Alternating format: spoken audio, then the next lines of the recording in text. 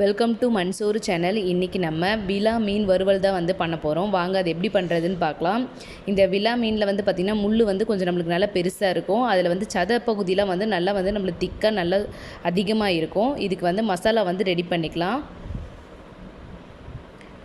இப்போது மசாலா வந்து என்னென்னு பார்த்திங்கன்னா, நான் வந்து 1/2 டேபிள் ஸ்பூன் அளவுக்கு மஞ்சள் தூள், 1/2 table spoon garam masala, 1/2 table spoon ஜீரகத்தூள்,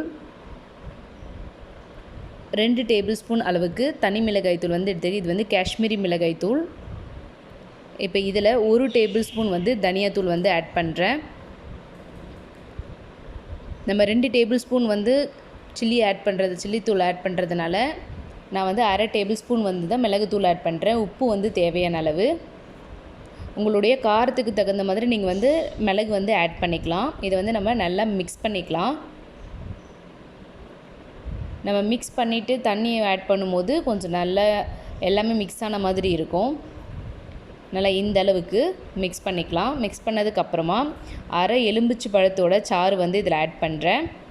உங்களுக்கு நல்லா புளிப்பாக வேணும் அப்படின்னா நீங்கள் முழு எலுமிச்சை பழத்தையுமே ஆட் பண்ணலாம். இப்போ இது கூட கொஞ்சம் கொஞ்சமாக நம்ம தண்ணி விட்டு நல்லா ஒரு திக் பேஸ்ட்டாக ரெடி பண்ணணும். ரொம்ப வந்து தண்ணியாக வந்து வந்துடக்கூடாது. ரொம்ப தண்ணியாக நீங்கள் பிசைஞ்சிட்டிங்கன்னா என்ன ஆகுனா அந்த மசாலா வந்து மீனோட நல்லா ஒட்டி இருக்காது. அதனால் வந்து நீங்கள் கொஞ்சம் நல்லா திக்காக வந்து இந்த அளவுக்கு ரெடி பண்ணிக்கோங்க. ரெடி பண்ணதுக்கப்புறமா நம்ம மீன் துண்டில் வந்து இப்போது மசாலா வந்து அப்ளை பண்ணிடலாம். நல்லா தடவி விட்டுருங்க. எல்லா சைட்லையுமே வந்து நம்மளுக்கு மசாலா வந்து தடவி விட்டுட்டு வச்சா தான் அந்த மீனில் வந்து நம்மளுக்கு நல்லா ஊறி வரும். இது மாதிரி மசாலா வந்து நல்லா ஃபுல்லாக பாருங்கள் எல்லா சைடுமே வந்து தடவிட்டு தனியாக ஒரு பிளேட்டில் எடுத்து வச்சிடலாம். அது மாதிரி நம்ம வச்சுருக்க எல்லா மீன் துண்டுலேயும் வந்து மசாலாவை வந்து நம்ம தடவிடலாம்.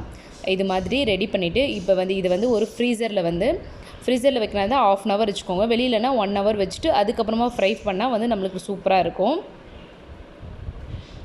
நான் வந்து ஃப்ரீசரில் வந்து 1/2 மணி நேரம் வச்சு எடுத்து வச்சு வெளியில் வந்து ஒரு 5 minutes வைங்க. ஏன்னா அது வந்து கொஞ்சம் நல்லா ஃப்ரீஸ் ஆகி இருக்கும். இப்போ இதை நம்ம ஃப்ரை பண்ணி எடுத்துக்கலாம். ஒரு ஃப்ரையிங் பேனில் கொஞ்சமாக வந்து எண்ணெய் வந்து ஆட் பண்ணிக்கோங்க.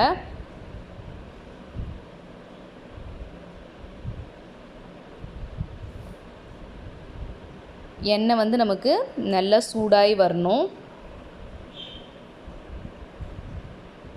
இப்போது நம்மளுடைய மீனை வந்து நம்ம இந்த எண்ணெயில் வந்து டிப் பண்ணிடலாம்.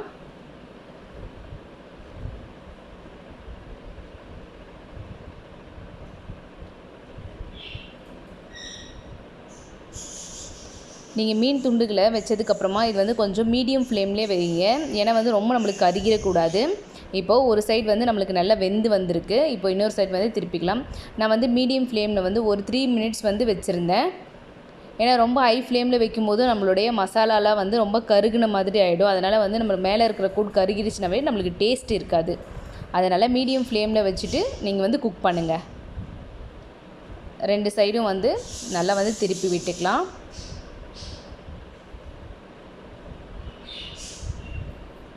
பாருங்கள் நம்மளுடைய மீன் வந்து எல்லா சைடுமே நல்லா வெந்து வந்திருக்கு. இதை வந்து இப்போ நம்ம தனியாக ஒரு பிளேட்டில் எடுத்து வச்சுக்கலாம். பாருங்கள் நம்மளுடைய விலா மீன் வந்து நல்லா சூப்பராக ஃப்ரை பண்ணியிருக்கோம். நல்லா டேஸ்ட்டாக இருக்குது. பார்க்கவே சூப்பராக இருக்குது.